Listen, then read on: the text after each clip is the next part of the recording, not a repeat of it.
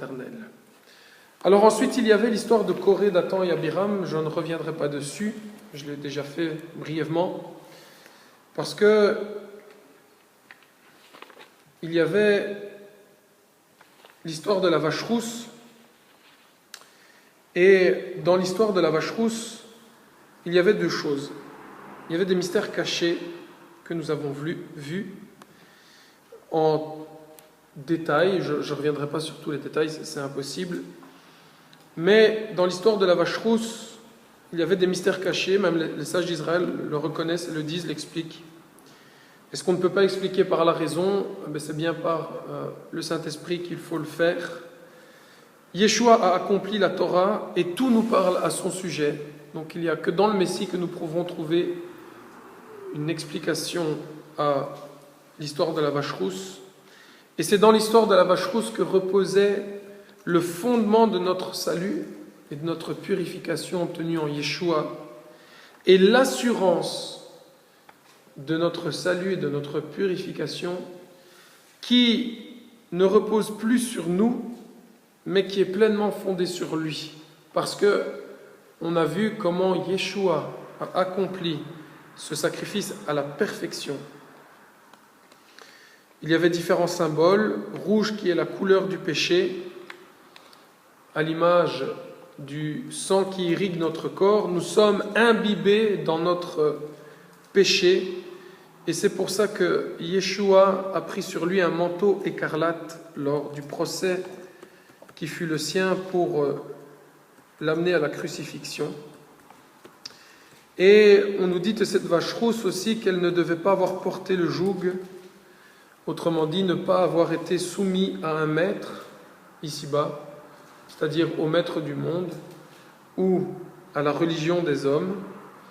On nous dit de cette vache rousse qu'elle devait être sans défaut, sans aucun péché, pour que notre péché puisse être transféré à cette vache rousse, à Yeshua. Si Yeshua avait lui-même péché, il était incapable à ce moment-là de se charger du péché d'un autre, c'est-à-dire de l'humanité entière. Et c'est par ce transfert de péché que nous avons reçu la vie du sacrifice. Et donc la vache rousse était appelée à mourir, mais sa vie était transférée à l'adorateur qui apportait ce sacrifice. Pourtant, ce sont les cendres de la vache rousse qui purifiaient, et la cendre symbolise la mort par laquelle justement nous sommes purifiés. Et après l'analyse donc de tous ces différents détails que nous donne le livre des Nombres sur la vache rousse, on avait vu qu'il y avait une révélation cachée, un double sens dans les miracles que Yeshua accomplit. Et si Yeshua purifie cette femme qui a une perte de sang depuis 12 ans, mais c'était justement le but des cendres de la vache rousse, c'est-à-dire qu'après qu'il y ait une impureté rituelle, il fallait prendre les cendres de la vache rousse, la mettre dans l'eau et faire l'aspersion sur ces personnes qui, à partir de ce moment-là, pouvaient être réintégrées au camp. Bien, cette femme qui a une perte de sang depuis 12 ans, Yeshua la guérit, mais en même temps, il y a un message caché dans ce miracle, et c'est que simplement, il est en train de nous dire par ce miracle: j'ai accompli votre purification.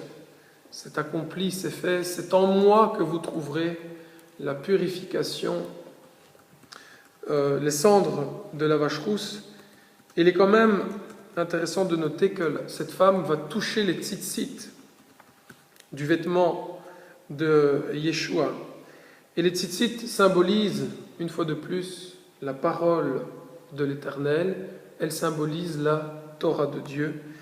Et ici, elle est face à cette parole, à cette Torah qui a été faite chair, et en s'accrochant, en saisissant cette Torah qui a été faite chair, eh bien cette femme est guérie instantanément. Et au-delà de ça, Yeshua nous montre par là qu'il est cette vache rousse qui nous purifie, et que c'est sur lui que nous devons fonder tous nos espoirs. Il y avait en contraste à cela la grande prostituée de Babylone qui, elle, est toujours habillée d'un manteau écarlate dans la fin des temps lorsqu'elle sera jugée. Nous voyons que la grande prostituée de Babylone est toujours habillée de ce manteau écarlate, c'est-à-dire que son péché n'a pas été rendu blanc comme les robes des saints de l'Éternel. Eux avaient des robes blanches parce que à la base leurs robes étaient rouges, mais l'Apocalypse nous apprend que leurs robes ont été lavées, purifiées dans le sang de l'agneau, c'est-à-dire que la couleur rouge, c'est-à-dire du péché dont ils étaient habillés, Yeshua l'a pris, et en prenant ce péché sur lui, il a rendu les robes de ses adorateurs blancs. C'était tout le témoignage d'Ésaïe. Si vos péchés sont rouges comme le cramoisi, alors ils deviendront blancs comme la neige. Amen. Et aujourd'hui, pour les saints de l'Éternel qui sont habillés de ces robes blanches, eh bien, il y a cette grande prostituée de Babylone qui nous tend sa coupe. Une coupe pleine d'abominations et de péchés. Et c'est pour ça que Yeshua nous encourage vivement à sortir de la grande Babylone. Parce que si nous avons été purifiés par le sang de l'agneau et si nos robes ont été rendues blanches, nous ne devons en aucun cas participer à la coupe de la grande Babylone. Parce qu'à ce moment-là, nos robes se salissent de nouveau. Et il faut aussi savoir qu'on parle de robes, que ces robes ne sont pas simplement physiques, mais elles sont aussi spirituelles.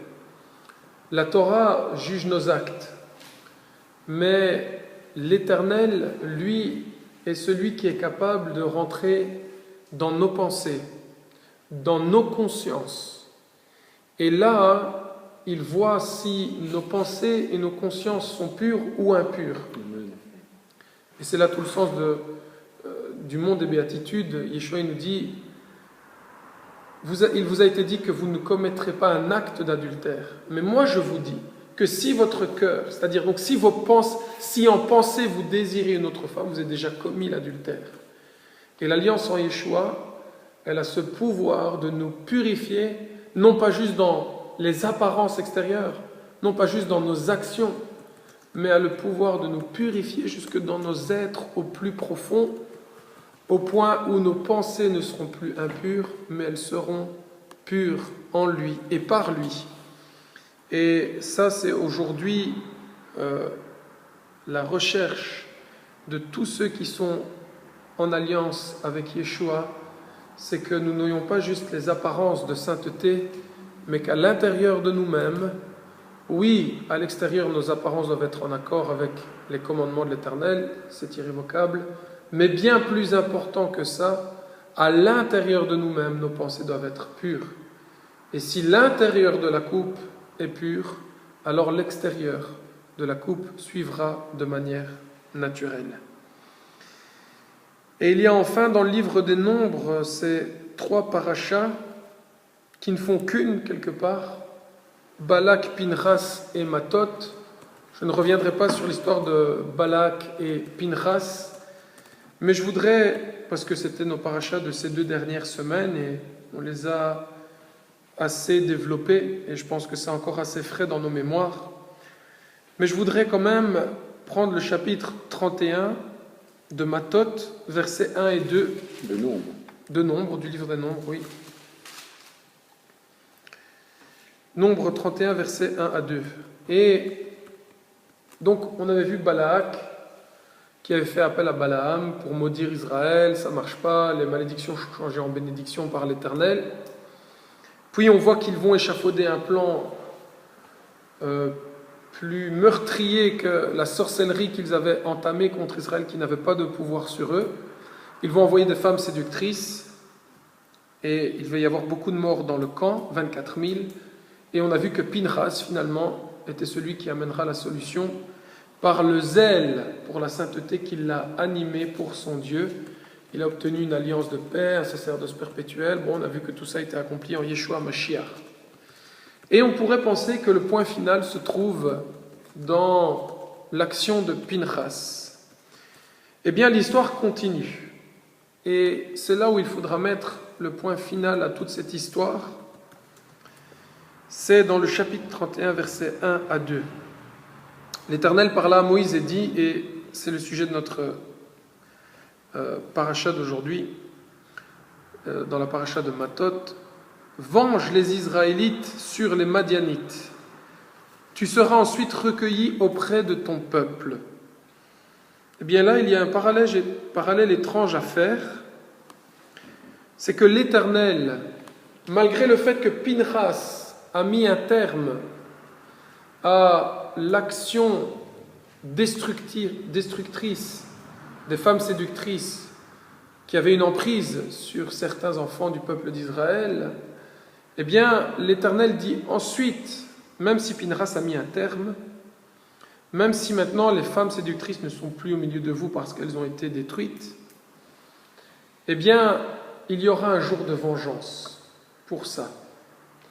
Et en hébreu, on pourrait même lire « venge », la vengeance des fils d'Israël. Et ensuite, Moïse va mourir. C'est à ce moment-là qu'il sera recueilli auprès de ses pères. Alors, il est intéressant de faire le parallèle avec Yeshua. Et ici, quand on voit ces deux premiers versets, c'est comme si la vengeance nous serait obtenue par la mort. Il y a ici une histoire de vengeance